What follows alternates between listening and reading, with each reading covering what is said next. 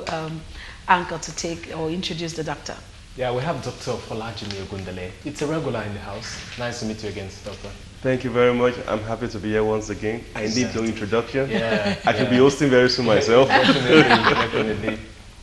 Okay, so there's this permanent thing about men. It looks like somebody once told me that why do women problems start with men, menstruation, gynecology, blah, blah, blah, blah, you know. But it looks like men really don't have health issues. But there's one that is quite threatening, which is prostate cancer.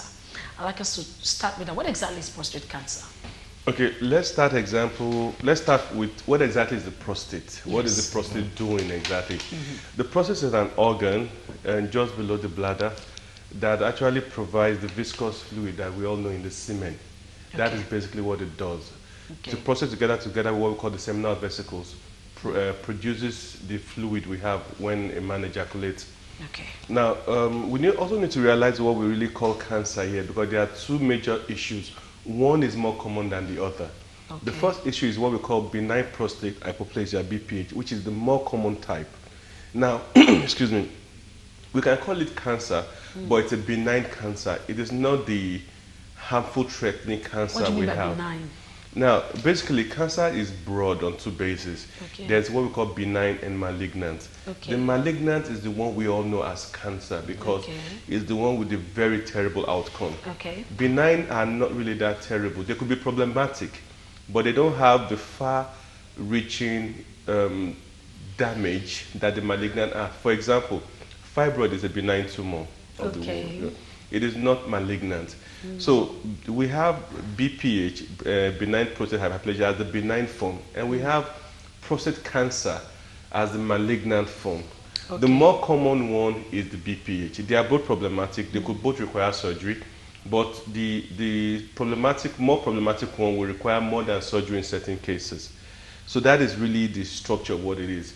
The first one, which I like to call the BPH, could occur or begins to occur right now. You use the age above 40, and the major problem is that the urinary tract passes through the prostate. That means that from the bladder where we have urine, it passes through the prostate, out through the penis to the exterior.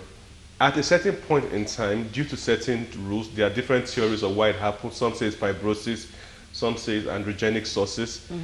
The prostate gets bigger. In that process, it narrows down the ureter, where the urine passes through, and that is where the problem begins from. In the other case, prostate cancer, they may not even have any symptom. It's like 2/3 of people don't have symptom of prostate cancer. The first problem they have is when the prostate extends to the other areas. That is what we call the malignant form. So that is where you could begin to have some other symptoms with backache or the bladder or the bowel. That is where the other angle or the other problem arises from. Okay. My next question would be, first of all, is this treatable? They are all treatable. Okay. Yes. So what are those? Curable? Yeah. Are they curable? Yes, I can say they are curable. Or let's stay within the realm of the fact that they are manageable. I see. Okay. But there are definite solutions to it. For example, if you have surgery for a BPH, you are totally removing it. Okay. You understand? So I can call that a cure. I see. Okay. So, but in place of surgery, well, if it's not surgery, then you manage it, or what exactly do you do? Okay, there are different ways of managing. Like I said, we're talking about two issues together now. But for the general public, I think we should take the two concurrently. Okay. In the sense that to them everything is like prostate, but believe me, the majority is the benign, not the severe cancerous one. Oh, I see. And the management modalities are different, and the presentations are different. Like I said earlier, the cancer, 2/3 of the time, no symptom, basically. Wow. Whereas for the benign, they always come with symptom, either the voiding symptom or the storage symptom, or the post-voiding symptom that they do have. So we have modalities of managing both. From drugs to lifestyle adjustment to surgery, and case of chemo and radiotherapy for the cancer. Okay. Some sicknesses or ailments, they will tell you that they're caused by certain things. It could be lifestyle. I'm wondering what is the case with prostate cancer. What causes it really? Okay, now the clear picture, as it's not really clear. You know, we speculate at times that risk factors, it could be due to this, it could be due to that, but certain things are clear. It's more common in black people than white people. Why? Why is that? Genetics, heretics. You go, even fibroid is more common in black women than white women. So you're saying it's genetic? There's a genetic angle to it. And it's Okay. racist, if I might add. Well, if you say so. But you do also know that some cancers that are common in white people that are not common in black people. Yeah. Like bowel cancers. There are some diseases, rare diseases that are common to people of certain areas of the world. I So see. everybody has their own cup of tea. Okay, so you're trying to explain to us what causes this. Yes. So certain studies showed some men in Asia who were castrated, a group of monks, they never had it. So it's believed retrospectively, or you can deduce from that hormones, androgens, has a major role to play. Some theories have been brought up to talk about what we call fibrosis. Fibrosis is like a sign of aging, Okay. that this thing could actually, you know, a muscle gets weak and there's aging. These things could actually lead to it. In some cases, we talked about lifestyle. Some people believe sexual activity is involved. For prostate cancer, there's been a risk of sexual transmitted infection like gonorrhea being a risk for it. Then also at times it's believed that people who eat a lot of beef are predisposed to it much more. But they are not really clear cut in most cases. Okay. I see.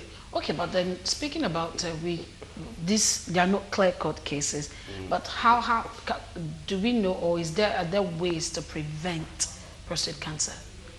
Well, I can't really say there are ways to prevent it. What I usually tell people is please present early on time if you notice any unusual symptom. Basically, we tell people try and live a healthy lifestyle, all through. It's not healthy if a man continuously have sexually transmitted infection. It's not Okay. good if a man is continuously obese or hypertensive. Do you get my point? So we try and encourage a healthy lifestyle. By doing that, you avoid a lot of issues. Those are modifiable issues. Beyond that, what I try to focus on with people is the fact that if you notice symptoms, present early.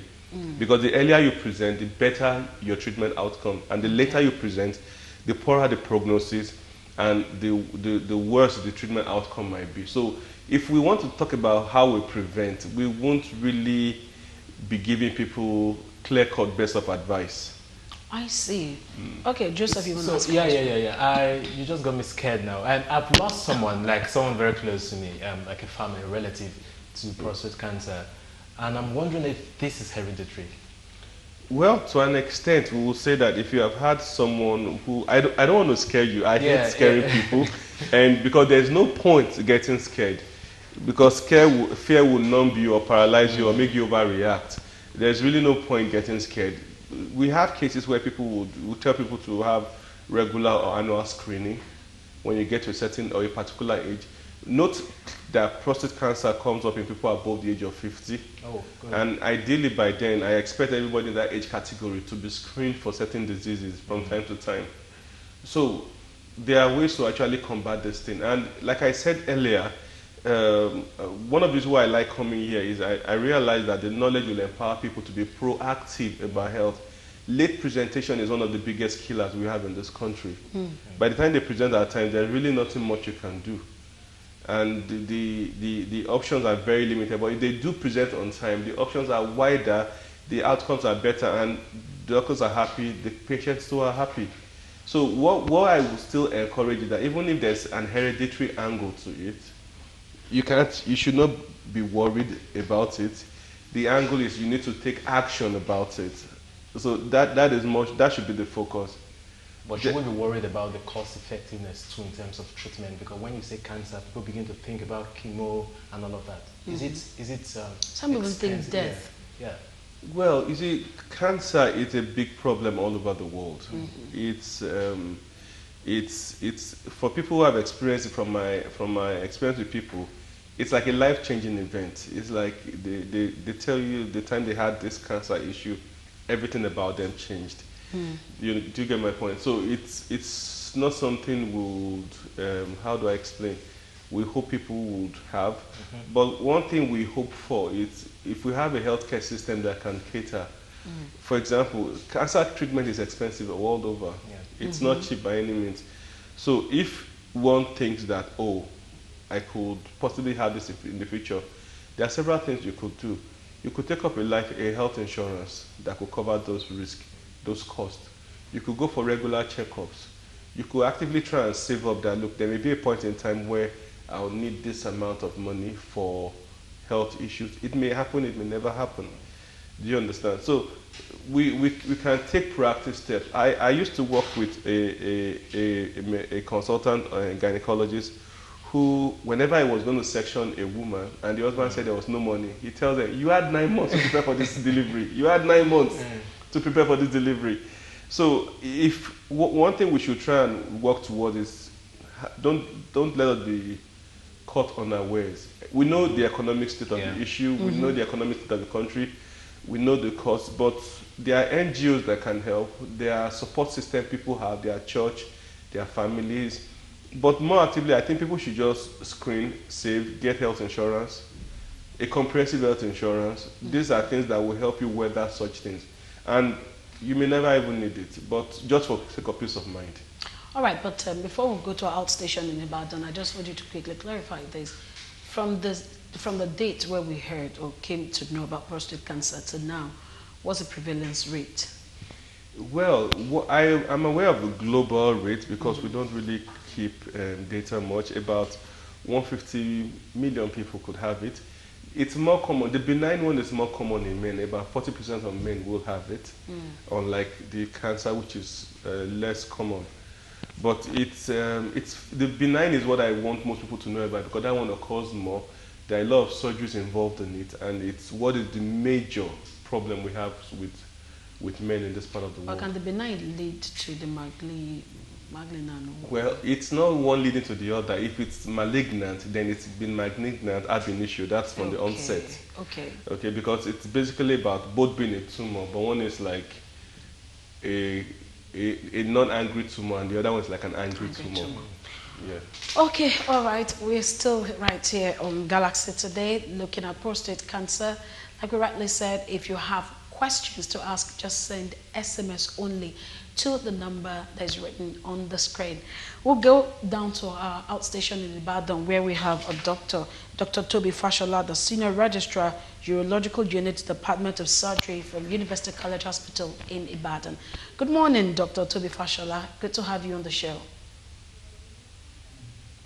Maybe I'll just go straight to my question. We're looking at prostate cancer, and we've been lectured here by your learned colleague here. We just want you to elaborate more on prostate cancer. What are the latest developments that people should know about prostate cancer?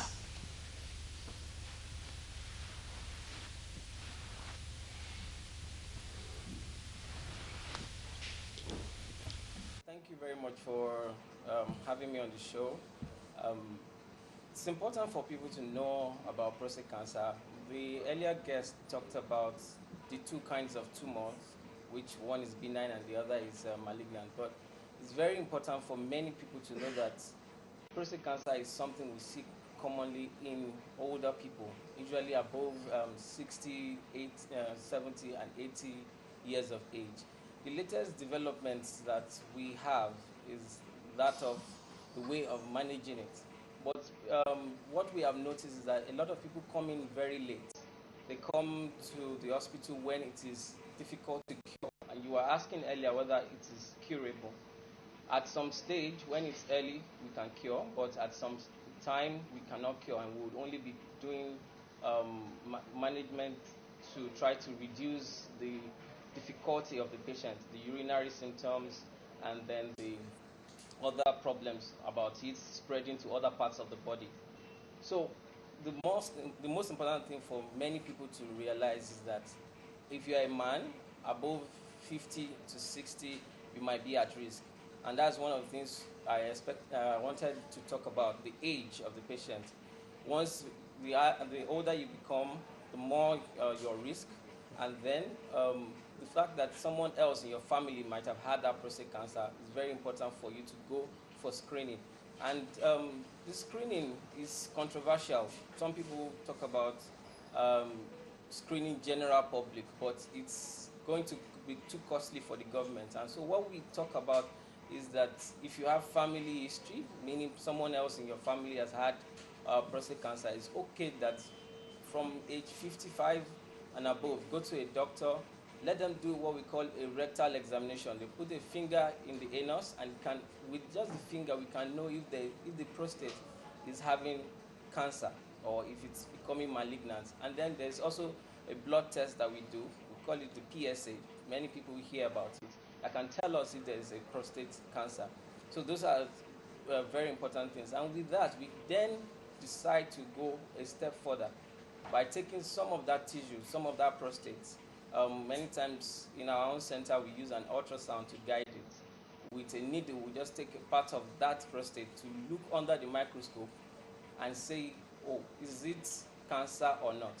At that point, then we can make our mind to say, okay, this is cancer. So those who come early benefit with full treatment and they can have cure. And some of the things we do for cure is surgery. It's a type of radical surgery where we remove all of the prostate so that if the cancer is still within the prostate, then we take all of the prostate out. There is also radiotherapy. That is using radiation. It's like high energy lights. We have that here to destroy all of the prostate which has the cancer in it. But these are early managements that we have for people who have come in early. But if the patient comes in late, the cancer has gone to other parts of the body, to the bone, and it very commonly goes to the back. And so that's why it's important for people who have back pain to also go for a checkup. What we do at that time is no longer, we're not exactly trying to cure. We can only try to control the disease. Now, the interesting thing about prostate cancer is that for many of them, they are slow growing. And so people who have prostate cancer would die from other causes other than the prostate cancer they even have, because it can be slow growing. But there are some that are very aggressive and they will kill the patient in very short time. So we know this by looking at the tumor under the microscope. So for those that have gone beyond the prostate, that have gone to other parts of the body, we have what we call hormonal therapy. The earlier guest talked about people who have been castrated before and they did not have prostate cancer. We believe that the prostate responds to testosterone, androgens from the testes. And so we give drugs to reduce testosterone in the body. Or for those that cannot afford those drugs, we take out their testes, which is called orchidectomy, it's castration. We take out their testes, and that slows the progression of the prostate cancer. Some other things we can do for other care for the bone, we give some drugs to strengthen the bones. And then if the tumor has gone to some other parts of the bone, we can use the radiotherapy, as I talked about earlier, that high energy light to burn those tumors maybe at the back, the spine, or other parts of the body. Further things we do for patients that might have had that urinary tract that the earlier guest talked about being blocked, we can do a little surgery through the urethra to open a channel so that urine can pass through. Then beyond all of this, sometimes after we've done all of this, the cancer still progresses. And so we use other drugs, and that's when we come to proper chemotherapy. We can use some other drugs that are available. Thank you. Can use some other particularly men who may want to know signs or symptoms of prostate cancer, or maybe the benign or the malignant, I don't know how you guys call it, but what are the signs and symptoms to watch out for? Maybe early signs before it becomes, but what are the signs and symptoms? When should you see the doctor, saying that people presented late? So what are the early signs and symptoms?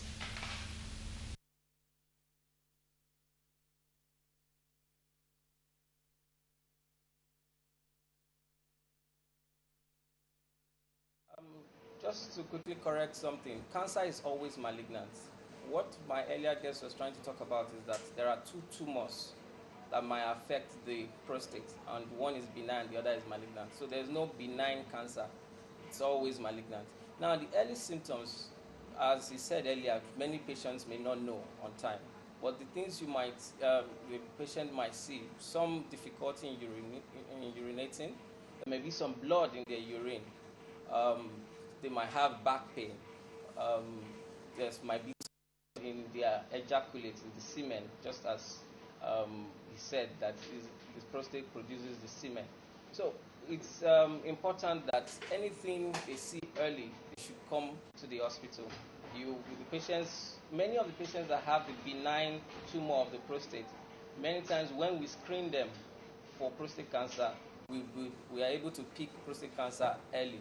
So once a man starts having difficulty in urinating, he should come to the hospital to see us, rather than go to the people out there, the charlatans, who might not be able to screen for this disease.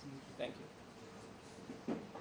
The charlatans who might not be able to screen for this disease. Thank you. Of reoccurrence.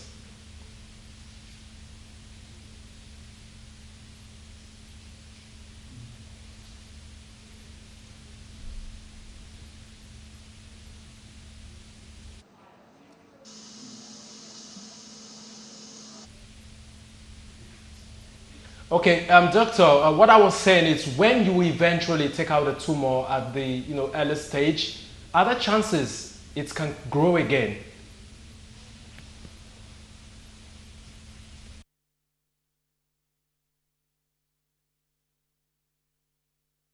Okay, thank you very much. There are very, very slim chances if at the beginning, if at the time of the surgery, all of the tumor was taken. When we remove the prostate, we will look at it under the microscope, and we are sure that all the tumor is taken away. So very rarely will there be a recurrence. But in situations where some of the tumor is left, and that's what we call a positive margin, but that there may be a risk of recurrence. But early prostate cancer, fully managed with a radical removal of the prostate and maybe with something added like radiotherapy, recurrence is very, very rare, like 1% of the cases. Recurrence Take from our Ibadan outstation. We've been talking to Dr. Toby Fashola, the Senior Registrar, Urological Unit, Department of Surgery, University College Hospital, Ibadan in Oyo State. Thank you so much for being part of the program. Okay, back to the studio. We still have Dr. Fulajimi Adebowale. I'd like you to react to what your colleague said. Yes, he actually broke down the management process. And like what I said earlier, that from experience, the major problem we do have is actually late presentation. And three things actually are responsible for the late presentation. First of all, the symptoms are an issue. Secondly, some men get scared of the fact that, oh, it's their private part. Oh, if they have surgery, what happens to their sexual life and issues like that. Another major issue is the issue of cost. Cost of care, cost of surgery, cost of radiotherapy. Then also the belief in herbal products, which from science, it's been known that on this particular issue, herbal products don't work. There's no evidence base for that. So when people go through all these cost-cutting measures, trying to find a way around the major solution, they waste time and they present late. And when we go back to the issues of the symptom, let's start with the fact of the very early things they see. You notice that the man will notice that, oh, when he gets up at night to pee, it goes very often. Now, this same thing occurs in diabetes also, but in prostate, the issue they do have is that they feel as if I have a lot to pee, but they get there and it's very little pee that comes out. Or they have a case in which they're actually pressed, but they want to pee and nothing comes out, and they are rushed to the hospital, which we call bladder outlet obstruction, like an emergency, and we try to see what we can do to relieve it. There are also cases in which, even though they are full, they don't know they're actually peeing on themselves, or they feel so pressed, they rush to go and pee, and before they get there, they're already urinating. Or maybe even after urinating, they realize that, well, I finished urinating, but I still feel pressed. And even after then, they could still urinate, excuse me, and they realize that I finished urinating, but urine is still coming out. They don't really have good control over that area anymore. Those are the early symptoms they need to watch out for and present. And none of the fears that they have are really factual, except for the area of cost anyway. It's not cheap. The issue of surgery and castration, you mentioned castration, which is like radical, and elderly people, they are not really that sexual. But there are actually a group of people that when you remove their prostate, they're actually still very sexual. The only thing is that they have a dry orgasm, they don't ejaculate. And in a study that was done, 80% said it was more or less the same, like when they still had their prostate. 10% said no, the intensity was reduced, and 10% said the intensity was even higher. So it's better for them, it's better for people to be enlightened, not seek alternative measures, go directly to the source, and proactively have the treatment done. And even before we get to that stage, there are drugs that you can use if you detect early, if you've done the PSA and realize that you are not in the range of the cancer. Even though the PSA is controversial, at times we tell people to repeat it, we don't put total reliance on that result. Even you see, there's a mark between 1 to 4, oh no, above 4, oh this, above 10, oh that. So we don't really put reliance on that. We look at the symptoms, we look at the other complaints, and just like I said also that if perhaps the person had issue with moving bowel, maybe there was constipation, or maybe there was severe chronic backache, or maybe backache leading to symptoms affecting the legs, those might be subtle signs of an aggressive malignant cancer. So when you eliminate all those things, because the diagnosis has to do with you being able to eliminate any other cause, then a biopsy is actually like the bomb of it. If you can do a biopsy and see all the cells and realize that's like you've gone to the nitty-gritty of the issue. So if we can put all these things in place, then like the issue of cost, like we said, we just hope that when you get to that age category, cost should not be an issue. Or maybe you've gone ahead to do preventive measure, seek insurance to prevent yourself from, trying to look at the fact that where do I get money to do this treatment now? Because that's the big issue. Some people who don't even have cancer, the aggressive malignant cancer, who just have the benign, who have been having issues with urinating, may not even have money for surgery, and the continuous obstruction will now go up and begin to affect the kidneys. You understand? They are prone to kidney stones, bladder stones, kidney stones, and because of the obstruction of the urine, the kidney will begin to dilate in areas that it's not supposed to dilate, and damage will also occur in that area. So both either benign or malignant, if you delay treatment, there will be trouble. Okay, but what's the probation period like? How long do one have if from the time you notice the symptoms and then to whenever it gets worse? How long? What's the space? Well, I can't really say because it varies from individual to individual. But I will give you a picture of how cancer generally works.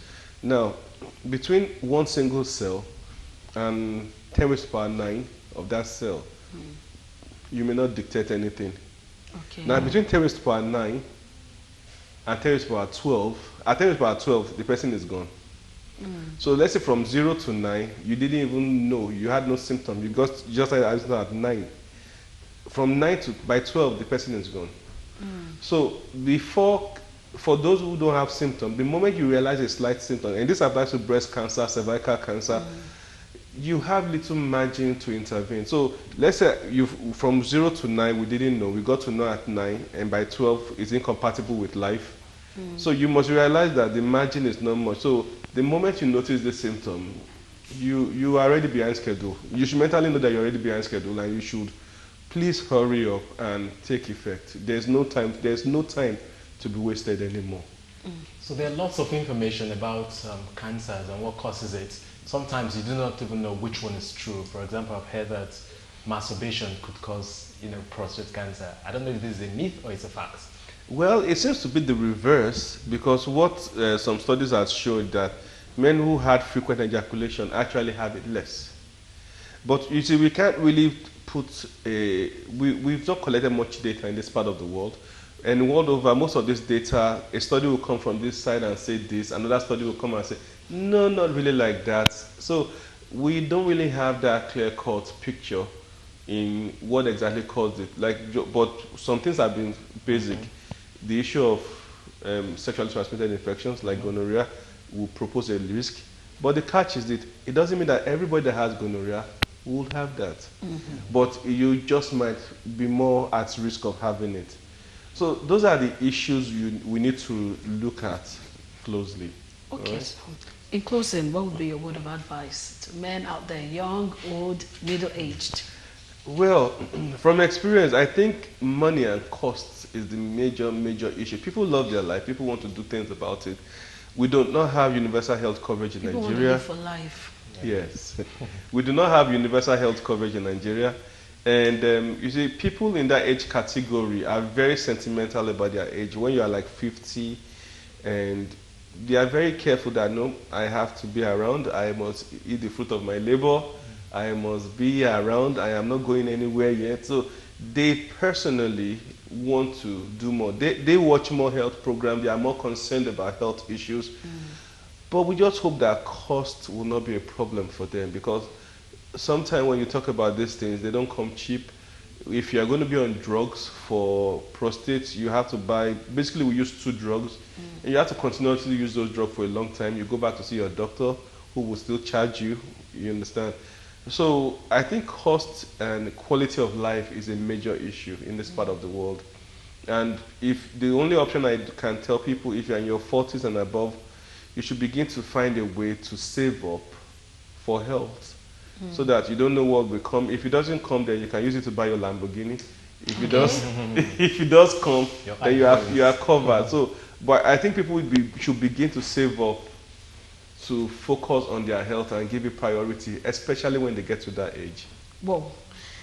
We've learned today, haven't we? Yeah, a lot. Thank you so much, Dr. Folajimi. We've really learned. We do hope that a couple of us at home have penned down a couple of things that could help us. Like you rightly said, that early detection is the best. That's the way to go.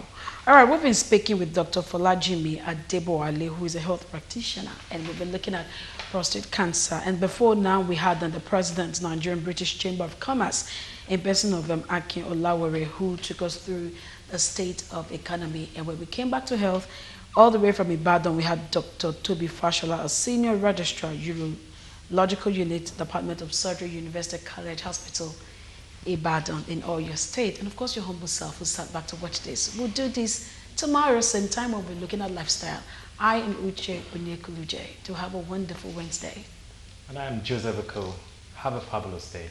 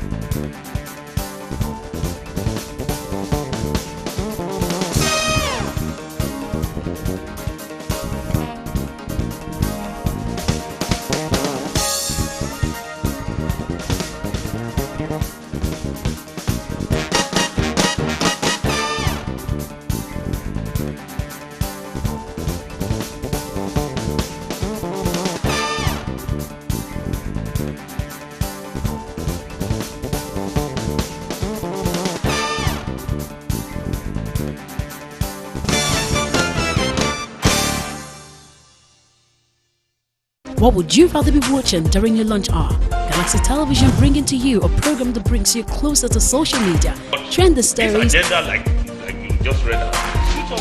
breaking news, There is nothing happening in Kogi beyond the government house that suggests that a governor who is responsible to the people is in charge of all. Issues that affect you and family. The Bars, showing from 12 a.m. to 1 p.m. Monday through Friday. It's entertaining, interactive, and buzzing. The Bars, the program that keeps you glued to your television.